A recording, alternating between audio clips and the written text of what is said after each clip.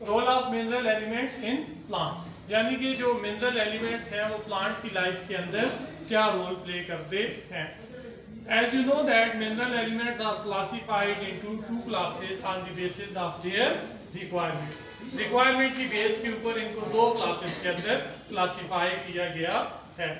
एक आपके पास क्या आ जाएगा जी, मैक्रो न्यूट्रिएंट्स, और दूसरा है जी माइक्रो न्यूट्रिएंट्स।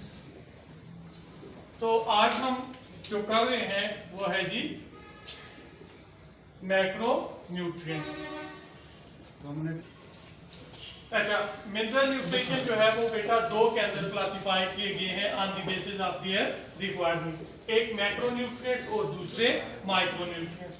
मैंने आपको पहले भी बताया था कि मैक्रो न्यूट्रिएंट्स जो हैं वो मोर देन 0.05% ड्राई वेट उनका रिक्वायर्ड होता है, और यहाँ पे ये जो माइक्रो न्यूट्रिएंट्स हैं ये लेस देन 0.05% उनका ड्राई वेट रिक्वायर्ड होता है। ठीक है, तो ये हमारे पास क्या होंगे जी, लेस देन होंगे,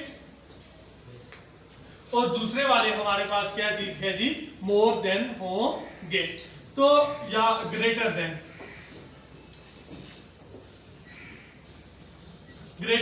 0.05% और लेस देन 0.05% ड्राई वेट के हिसाब से रिक्वायर्ड होंगे। अब इनका रोल क्या है प्लांट बॉडी के अंदर। सबसे पहले जो मैक्रो न्यूट्रिएंट्स हैं उनकी हम बात करते हैं। सबसे पहले किसकी बात करते हैं जी, मैक्रो न्यूट्रिएंट्स की बात करते हैं। तो मैक्रो न्यूट्रिएंट्स के अंदर हमारे पास जो सबसे पहले आ जाएगा वो क्या आ जाएगा, कार्बन आ जाएगा, कार्बन आ जाएगा। अब कार्बन जो है इसका प्लांट बॉडी के अंदर क्या रोल है, आपको पता है carbon is the important component of the carbohydrates. Carbohydrates का ये क्या है जी, इंपॉर्टेंट कंपोनेंट है। प्लस लिपिड्स के अंदर, प्लस प्रोटीन के अंदर, प्लस न्यूक्लिक एसिड के अंदर क्या चीज मौजूद होती है, कार्बन मौजूद होती है। तो सबसे पहले क्या है जी, कार्बन की हम लिखेंगे part of a organic compound, part of organic compound. ये किसका पार्ट है, ऑर्गेनिक कंपाउंड का एक पार्ट है। उसके बाद दूसरा हम चले जाते हैं जी हाइड्रोजन की तरफ।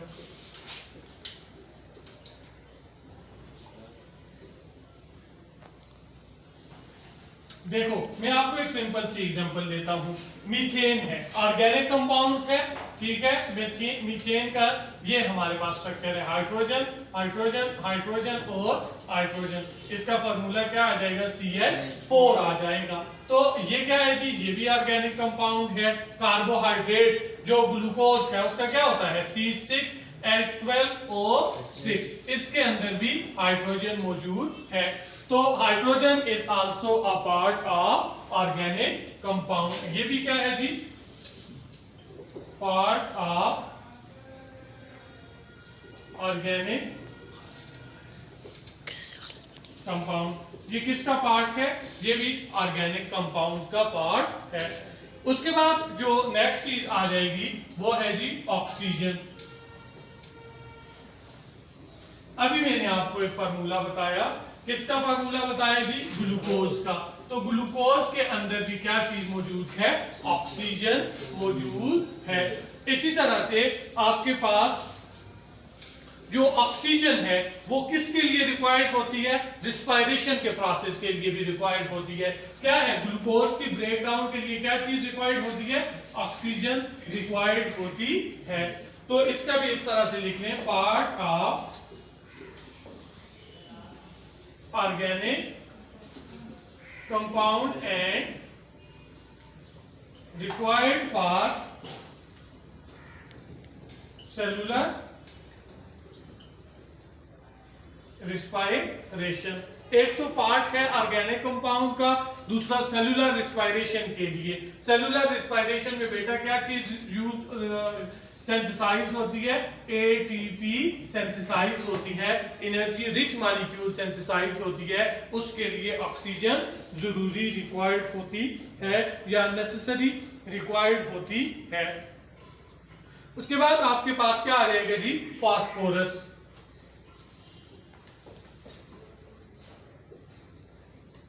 Phosphorus, it is the part of a ATP, energy rich molecule.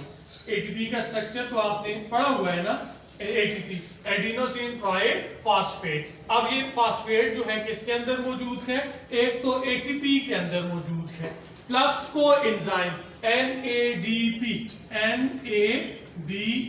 ये फास्फोरस आपको दिखाई दे रही है, इसका भी पार्ट है। प्लस ये जो फास्फोरस है, it is also a part of a nucleic acid. ये किसका पार्ट है जी, न्यूक्लिक एसिड का भी पार्ट है, न्यूक्लिक एसिड का भी पार्ट है। Plus phosphorus is required for the seed germination. किसके लिए रिक्वायर्ड होती है, सीड जर्मिनेशन के लिए भी फास्फोरस रिक्वायर्ड होती है। सीड जर्मिनेशन क्या चीज होती है, सीड से जो पहले वो कॉम्पल सी जो निकलती है, जो सीडलिंग निकलती है, this process is called the seed germination. Seed से जो प्लांटलेट पहले निकलती है, this process is called the seed germination. तो ये फास्फोरस जो है, it is required for the germination of seed, seed germination के लिए भी जरूरी है। उसके बाद हमारे पास जो नेक्स्ट रोल बेटा आ जाएगा वो, या नेक्स्ट कंपाउंड हमारे पास जो आ जाएगा वो है जी पोटाशियम आ जाएगा।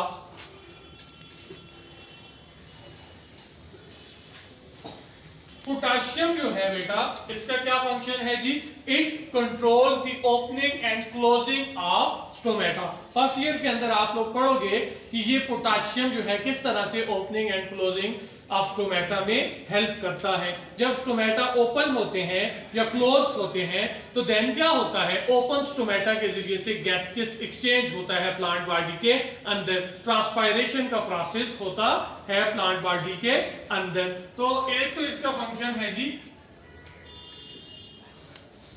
Opening and closing of stomata. जो स्टोमेटा की ओपनिंग एंड क्लोजिंग होती है उसमें ये पोटाशियम जो है वो रोल प्ले करता है। उसके बाद it is also reduce the water loss from the leaf. उसके बाद नेक्स्ट आपके पास आ जाएगा nitrogen.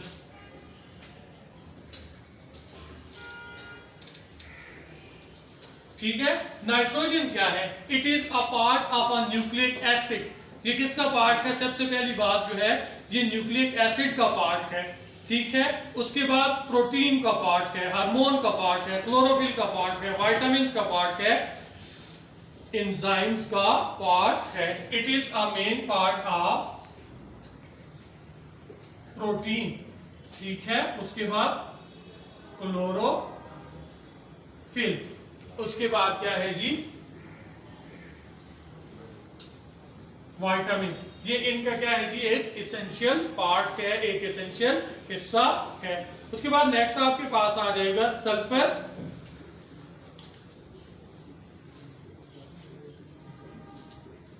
Sulphur it is the part of a, ये किसका पार्ट है, प्रोटीन। ठीक हो गया, sulphur is the part of protein, vitamin and enzyme. Protein, vitamins,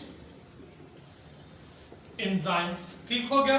इसी तरह से आपके पास जो आ जाएगा मैग्नीशियम आ जाएगा, it is the part of chlorophyll molecule. इसी तरह से आयरन जो है वो फोटोसिंथेटिक एक्टिविटी के लिए रिक्वायर्ड होता है।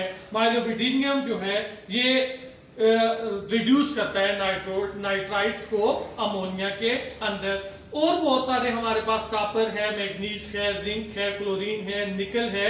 तो ये तमाम के तमाम रिक्वायर्ड हैं डिफरेंट मेटाबॉलिज्म के लिए बॉडी को। फॉर एग्जांपल हम माइक्रोन्यूट्रिएंट्स की अगर बात करें तो माइक्रोन्यूट्रिएंट्स के अंदर आयरन की हम बात करते हैं, माइक्रो न्यूट्रिएंट्स के अंदर हम किसकी बात करते हैं, आयरन की बात करते हैं। तो आयरन जो है it is the activator of different enzyme, जो मुख्तलिफ किस्म के एंजाइम्स मौजूद होते हैं उनका क्या है जी, एक्टिवेटर है। उसके बाद components of the cytochrome, cytochrome का एक कंपोनेंट है। इसी के साथ साथ मैग्नीज की बात करें तो एक्टिवेटर है एंजाइम्स का। उसके बाद क्लोरोफिल या क्लोरोप्लास्ट की प्रोडक्शन के लिए जरूरी है। जिंक जो है वो एक्टिवेटर है एंजाइम्स का। माइलोबिडिनियम जो है एंजाइम एक्टिवेटर है।